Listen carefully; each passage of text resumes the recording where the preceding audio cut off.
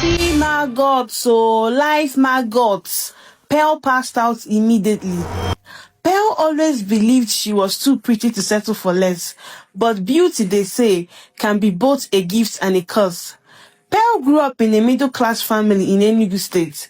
Her parents weren't rich, but they were comfortable enough to provide the basics. She was the first child with two younger siblings, Caleb and Joanna, who looked up to her like a star. Pearl was in her second year at the university.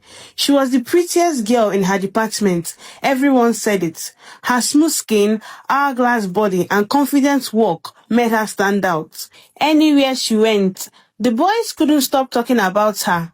But Pearl never really paid them any attention. Please, she would tell her best friend, Anna, I don't need all these small boys. They can't afford me. I'm too expensive. Pearl loved fashion so much. She always wore the latest clothes, carried designer bags, and never stepped out without her makeup perfectly done. Some girls admired her, while others said she was too proud. But Pearl didn't care. In her mind, she deserved the best. Every weekend, while other students were studying or resting, Pearl was out at clubs and high-profile parties around town.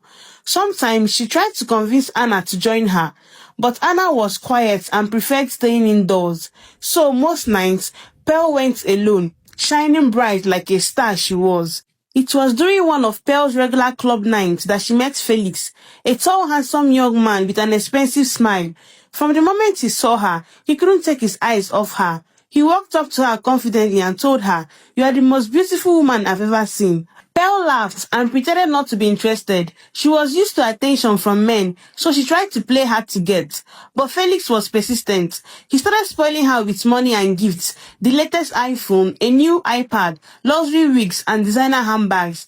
Instantly, Pearl fell in love with him. She didn't know much about Felix, not what he did for a living or where his money came from. But she didn't care. She was in love with the lifestyle, the attention, and the way people looked at her when she walked into class with something new. Soon, Felix started taking her on weekend trips and vacations.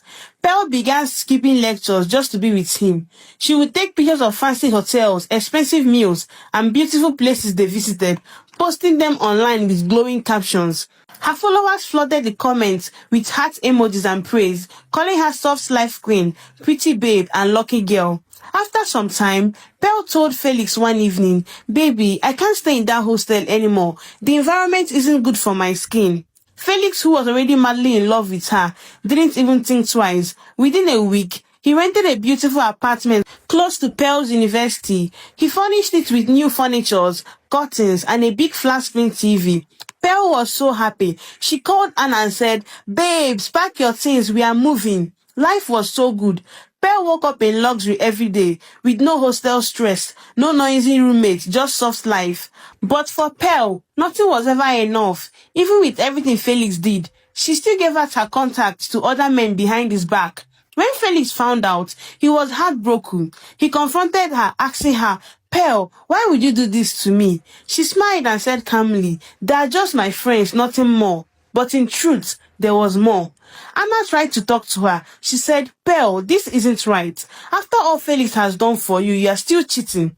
Pearl rolled her eyes and said, "Please, Anna, I can't put all my eggs in one basket. Who knows? I might meet a richer guy tomorrow." She continued demanding expensive things from Felix, new phones, more wigs, until one day, Felix ran out of money.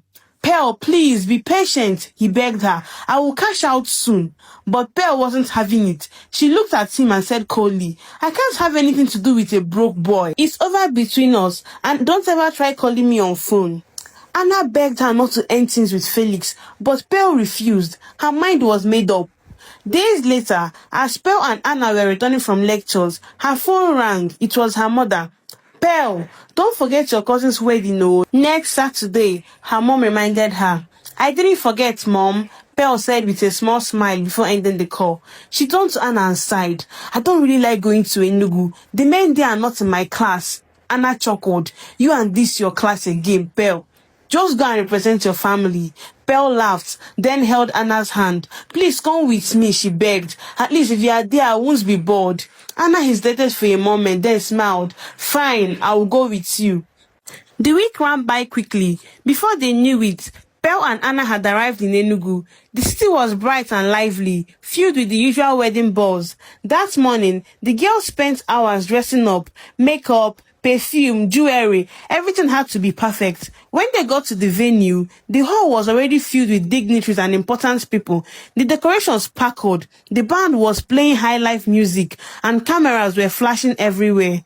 Then Pearl walked in, head stunned immediately. She looked breathtaking. Her dress hugged her body perfectly. Her skin glowed, and her confidence filled the room. She sat down, crossing her legs, glancing around proudly, while nodding to the rhythm of the music.